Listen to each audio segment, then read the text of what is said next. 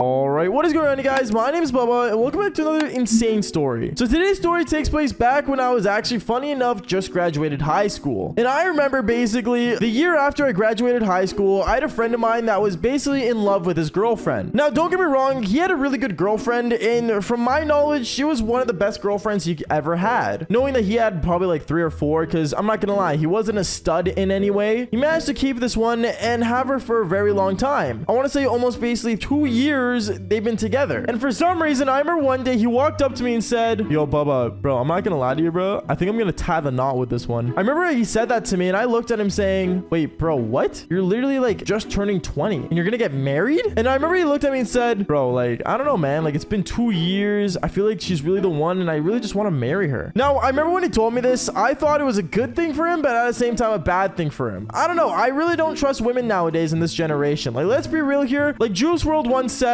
all girls are the same. And to me, I will forever believe in that until I've been proven differently. But I'm not gonna lie to you. Basically, I remember when he said that he was gonna get married to this girl, I was a bit worried for him. So I remember I told him, "Bro, if you believe like you're gonna marry this girl, then just go for it. But at the same time, like, really think this through. You know what I'm saying?" I remember he looked at me and said, "Bubba, trust me, bro. I believe that she's definitely the one." And then afterwards, he kind of just went on with his day and just started, you know, hanging out with me. But the whole time when we were hanging out, it went in my head of how crazy that is that he wants to marry someone at such a young age. Don't get me wrong, maybe back in 1975, it was very common to get married at the age of 20, or even 19, or even 18, for example. But in this generation of 2021, let's be real here, getting married is one of the most craziest things, and sometimes people just refuse to get married. I don't know, it was bothering me, but then I told him just do what he wants, and you know, it's at the end of the day, it's his mistake. What can I do? That's the thing about people, you can never tell them what to do and what not to do, because if you do, then it's just gonna want to make them do it more. Hence the teenager aspect of things. Anyways, going on with the story, I remember a couple months went by, and I remember he ended up posting a photo on Instagram saying how he proposed to his girlfriend. Me, obviously, I liked the photo. I commented under it saying congratulations, me being such a good bro that I am, because, you know, I'm basically broda. I remember basically afterwards, he ended up messaging me on Instagram saying, "Yo, bro, it's been a minute. Like, we should, like, hang out sometime. And also, I was just wondering, do you want to come to my wedding?" I remember when he told this to me, I was really excited. I'm like, "Oh, I'm invited to the wedding. That's awesome." And me, I'm not gonna lie to you guys, I always look good in a suit. By the way, if you don't believe me, just follow me on Instagram, and you guys will see how amazing and how beautiful I look in a suit. Like, seriously, I could probably pull your mom. That's concerning. But still, I could probably pull your mom and your dad. Going on with the story, I remember afterwards, I ended up telling him that I would love to go and everything, and he ended up telling me bet, and I ended up getting the address and timestamps of when I should be going to the wedding. But then I remember a couple of days went by, and then he ended up messaging me again on Instagram saying, "Yo, Bubba, I'm just wondering, bro, like, can you be the best man at my wedding? Because my best man that I originally wanted cannot show up because he's all the way in Australia. So would it be cool if you ended up just being my best man?" When he asked me this, I'm not gonna lie, I wish he asked me in person because I would have done like a better reaction, but I ended up just saying, "Yeah, sure, I'm down." Being the best man at someone's wedding is a huge honor, but at the same time, I didn't really care. I'm not gonna lie, I was pretty out of it, and I was probably already doing the devil's tango with another chick that night, so I was like, you know what, sure, why not, I'm down. He ended up being all happy and excited, and he ended up telling me the dates for when I should be there to practice for the ceremony. So I want to say afterwards, it kind of just like went out of my mind, and then 4 months later, when the wedding was supposed to happen, it was around, I believe, November when it was supposed to happen. November 28th, if I'm right about this. And basically, he ended up messaging me saying, "Yo, Bubba, so we're gonna meet up on the 29th, and we're gonna get married on the 30th. You cool with that?" I ended up saying yeah, and I ended up going there on the 29th, and I remember I went to go for the practice ceremony. So during a practice ceremony for any wedding, it's just basically a rundown of how everything's supposed to go, and to make sure, like, you know, the ceremony was supposed to be good and stuff, and blah, blah, blah. You know, all the basic wedding stuff. But then I remember afterwards, I